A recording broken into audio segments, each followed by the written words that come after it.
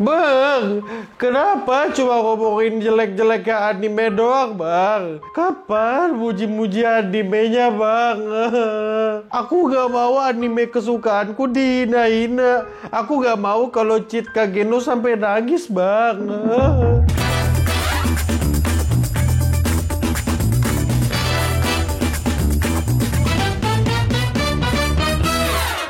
Setelah kau melihat aku melakukan hal bodoh kayak tadi, sekarang kau pasti bertanya-tanya, apa yang akan kubahas hari ini? Yang kubahas hari ini adalah kenapa tukang review anime itu selalu bilang anime itu jelek. Terutama tukang review anime yang legit, yang beneran nge-review anime. Ingat ya, yang kumaksud di sini orang yang nge-review anime beneran, bukan yang nyeritain ulang apa yang terjadi di animenya, bukan konten ngerangkum anime, bukan konten rekomendasi, dan bukan juga konten teori. Tapi bener-bener nge-review anime dan ngomongin animenya. Pada dasarnya ada beberapa hal yang mendasari kritikus anime atau reviewer anime itu untuk selalu ngomongin jelek-jeleknya animenya. Karena logikanya kayak gini, biar ku jelaskan logikanya. Tugas studio anime adalah untuk membuat karya yang bagus dan bisa dinikmati oleh banyak orang. Karena alasan mereka ada adalah itu, mereka mendapatkan profit dari orang yang suka nontonin karyanya. Kalau mereka membuat sesuatu yang jelek, wajar dong kalau dikata-katain, karena tugas mereka adalah bikin sesuatu yang bagus, tapi mereka bikin sesuatu yang jelek. Dan kalau misalnya mereka bikin sesuatu yang bagus, ya kita nggak perlu memuji yang berlebihan pada dasarnya. Bebas mau dipuji atau enggak, tapi nggak perlu dipuji juga nggak apa-apa.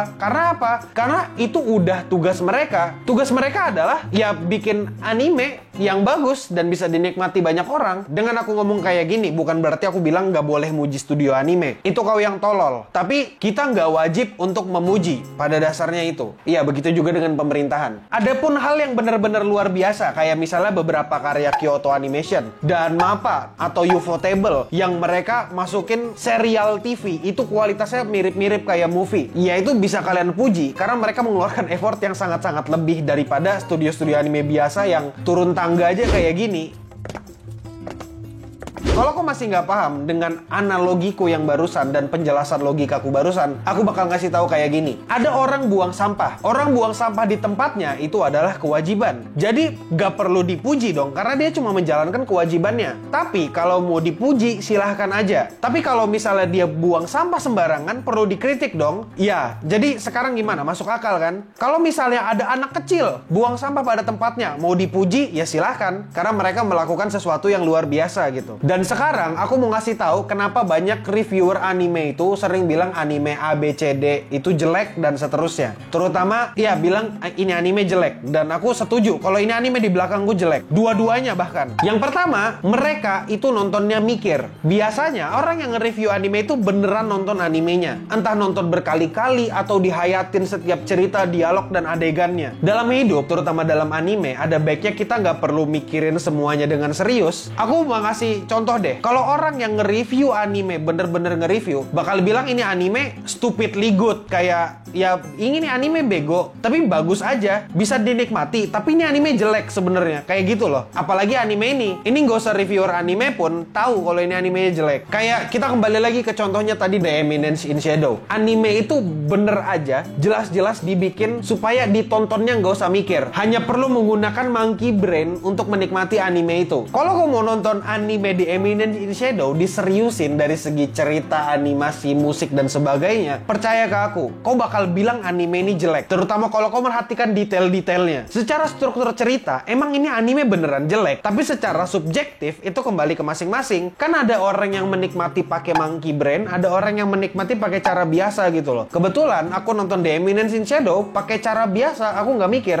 Cuma, kalau aku nonton kedua kalinya, aku mikir, dan ini ceritanya jelek banget story-nya. Secara struktur, dan juga gini, tujuannya reviewer itu cuma nunjukin ke kalian bagian mana yang jelek dan bagian mana yang biasa aja, dan bagian ya pada dasarnya cuma itu. Yang kedua, kenapa sih reviewer anime itu ngomongin anime A, B, C, D jelek yang bener-bener legit ya, legit reviewer? Ya karena mereka punya pembanding. Orang yang nge-review anime biasanya udah nonton banyak anime dan mereka cenderung akan membandingkan animenya. Aku juga pernah kok ngebandingkan anime yang sejenis, kayak misalnya anime Ki-on dan Bocchi the Rock. Hah? Apa? nggak apple to apple, ya enggak lah. Yang nggak apple to apple juga nggak apa-apa. Kan jelas ya gitu, apa yang mau dibandingkan. Kalau mau ngikutin apple to apple terus, ya nggak bakal ada yang apple to apple di anime. Karakternya beda, penulisnya beda, ceritanya beda, animatornya beda, dan lain-lainnya juga beda. Kebiasaan membandingkan anime ini nggak sepenuhnya buruk. Kenapa? Karena kalau sudah ada satu contoh yang baik, itu bakal jadi referensi untuk ke depan. Dan kalau udah ada contoh jelek, ya harapannya itu nggak jadi referensi untuk ke depan gitu loh. Kalau kau berpikir itu bias dan cuma terjadi di dunia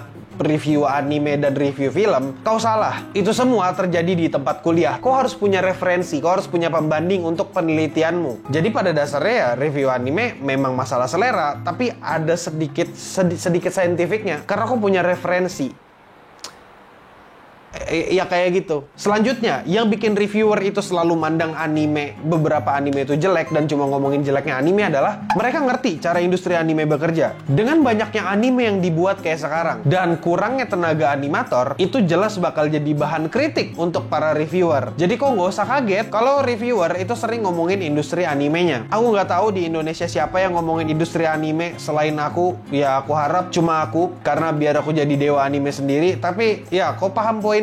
Karena mereka ngerti di balik layarnya gimana dan seharusnya bisa gimana, ya itu bisa dijadikan bahan referensi untuk review anime. Kayak misalnya Vinland Saga. Aku bakal bilang Vinland Saga itu bagus dan produksinya, jadwalnya juga bagus. Tahu dari mana? Karena animasi mereka itu dikerjakan dari beberapa tahun lalu, entah 1 tahun lalu atau 2 tahun lalu. Karena gini, di kredit ada animator mereka yang meninggal dari tahun 2021 atau 2022. Dan ketika namanya masih ada di kredit, ya artinya ini anime udah diproduksi dari selama itu gitu loh. Aku harap kau paham apa yang ku bilang, tapi itu ya. Dan terakhir, alasan kenapa orang suka ngata-ngatain anime adalah, coba cek lagi deh. Coba cek lagi antara video yang nge-review muji-muji sama yang nge-review ngata-ngatain, itu view-nya bagus mana? Aku nggak mau banyak bacot, tapi kau perhatikan view-nya bagus yang mana. Zaman dulu aku ngata-ngatain anime, view-nya jauh lebih bagus daripada aku muji-muji anime. Apa aku perlu menghina-hina anime dan ngata-ngatain wibu lagi? Dan pada dasarnya itu aja yang mau ku omongkan. Dan kesimpulannya adalah, orang yang nge-review anime itu akan susah untuk menikmati banyak anime. Karena mereka sudah pernah menikmati banyak anime sampai semua anime yang lain itu akan kerasa hambar. Wah, ini udah pernah di sini, wah ini udah pernah di sini. Mereka perlu bener-bener ngeliat sesuatu yang out of the box. Dan biasanya reviewer anime itu cukup pelit untuk ngasih nilai anime yang dia tonton.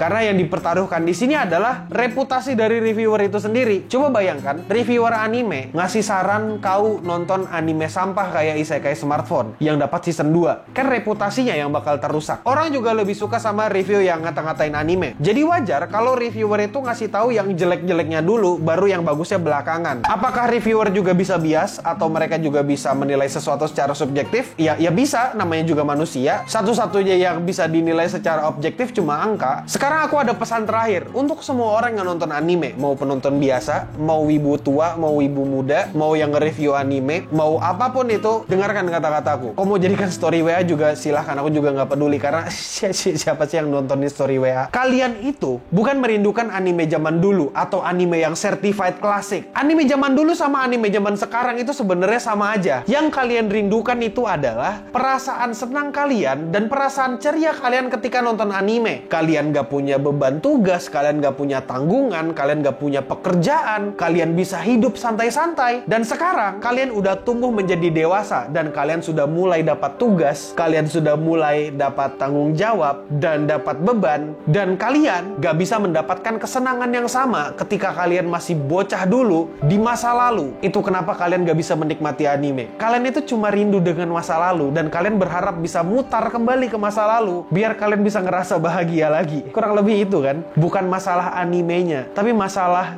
kalian bener-bener tertekan atau enggak. Ini semua masalah pendewasaan doang sebenarnya. Ya udahlah ya, daripada aku banyak bacot lagi, aku admin Yami. Kau mau follow aku di sosial media, cari aja sosial medianya. Stay clean and sound. Tapi percaya sama aku. Tapi ada benernya kan aku ngomong apa kan? Waktu kecil hahaha, udah dewasa, aduh anjir, cicilan banyak yang belum dibayar. Aku gak bisa nonton anime lagi. Bukan salah animenya, tapi salahmu karena bertumbuh dewasa.